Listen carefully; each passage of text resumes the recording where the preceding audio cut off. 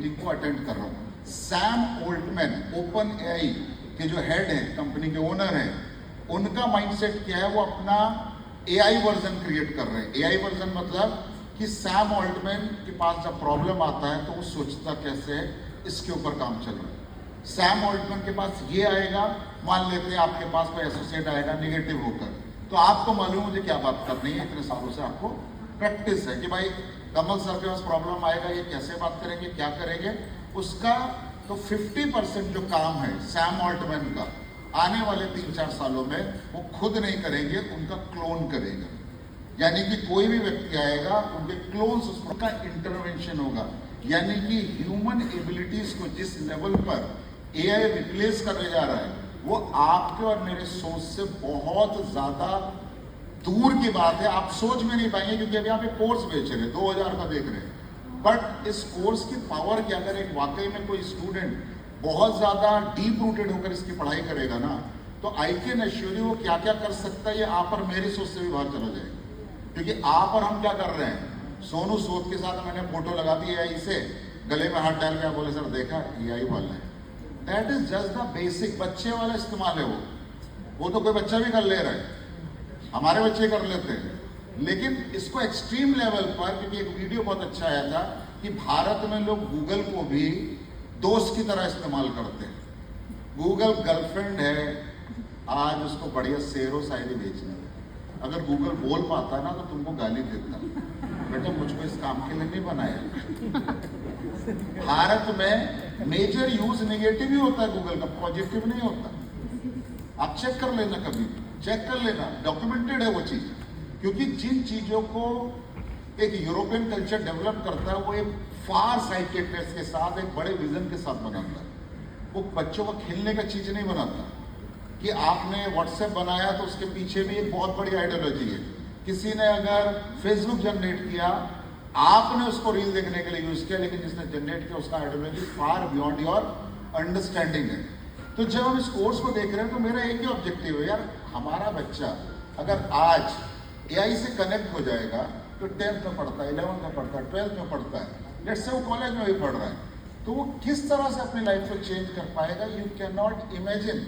आप सोच भी नहीं सकते। कल जो मैंने एमसी किया, क्योंकि मुझे तो एमसी पसंद नहीं है, लेकिन अब क्या है, बॉस लोग बोलेंगे तो करना ही पड़ता है, तो किया। और बोले इसके बारे में क्या बोलोगे, मैंने कहा भाई हम सोच लेंगे किसके बारे में क्या बोलना है, सारा कुछ दे दिया एआई को, भाई माल बनाकर दे दे, हम रट कर आ गए बोल। सब लोग बोले सर आपने तैयारी तो किया नहीं। मैं क्यों तैयारी करूंगा, आदमी लगा हुआ है। मेरा तो काम है, अगर आपके पास पूरा फ्लोचार्ट बना हुआ है, सबके बारे में कुछ ना कुछ लिखा हुआ है, और वो एआई ने कर दिया है, और ऊपर से हिंदी में कर दिया है, तो मैं अपना दिमाग और अपना टाइम मामूली चीजों में क्यों कंज्यूम करूं, because my time is valuable. तो जब मेरा 50 से 60 घंटा एक वीक में बचा सकता है एक टूल, तो उस टाइम को मैं कहीं और यूज करूंगा, चाहे आप हो या मैं। यस या नो? तो अगर आप समझ ही नहीं पा रहे क्या कर रहा है या क्या कर सकता है, तो आपको पहले हर व्यक्ति को बताना पड़ेगा कि इस चीज का वैल्यू एडिशन क्या है। कि पढ़ाई में कोई टूल जब ऐड होता है तो किस तरह से आपकी पढ़ाई की वैल्यू को रेस कर देता है, आपको कोई पता चलेगा नहीं। तो हमारा एक ही ऑब्जेक्टिव है कि जो फ्यूचर है, उस फ्यूचर के लिए प्रेजेंट में बहुत कुछ एफर्ट और बहुत कुछ ऐसा सीखना पड़ेगा जो आपको फ्यूचर में पैसा कमाने में, लाइफ जीने में और अपने आप को बेहतर दिखाने में मार्केट में मदद करे।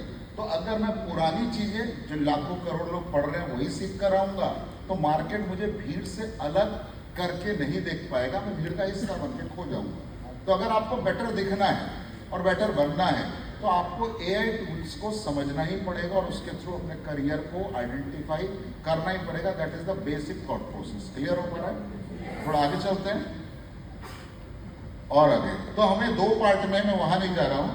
व्हाट इज डिजिटल मार्केटिंग, पहले इस चीज को समझना पड़ेगा, क्योंकि इस कोर्स का ऑब्जेक्टिव है डिजिटल मार्केटिंग।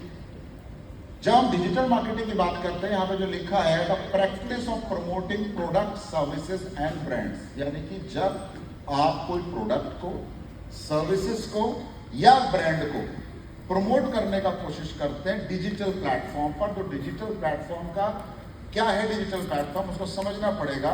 ये 2 टूलों का एक संगम है, एक मिश्रण है। वो बोलते हैं ना, रस अलग है और गुल्ला अलग है। आपको अगर मैं गुल्ला सेल करूं और रस घर में रख लूं तो आप मुझे गाली दोगे। भाई आप रसगुल्ला खरीदते हो या रस, या खाली गुल्ला खरीदते हो? दो वर्ड है, यानी कि वो चीनी का सिरप में जब वो छेने का गुल्ला जाता है, गुल्ला मतलब हिंदी का वर्ड है, गोल कोई चीज होती है उसे गुल्ला बोलते हैं। हमने जब पतंग उड़ाते थे तो हम बोलते थे भाई गुल्ला बना, तो वो हमारा धागा लपेटता था, गोल गोल गुल्ला बन जाता था। जो भी चीज राउंड होती है हिंदी में उसे गुल्ला भी बोला जाता है। क्लियर हो पा रहा है?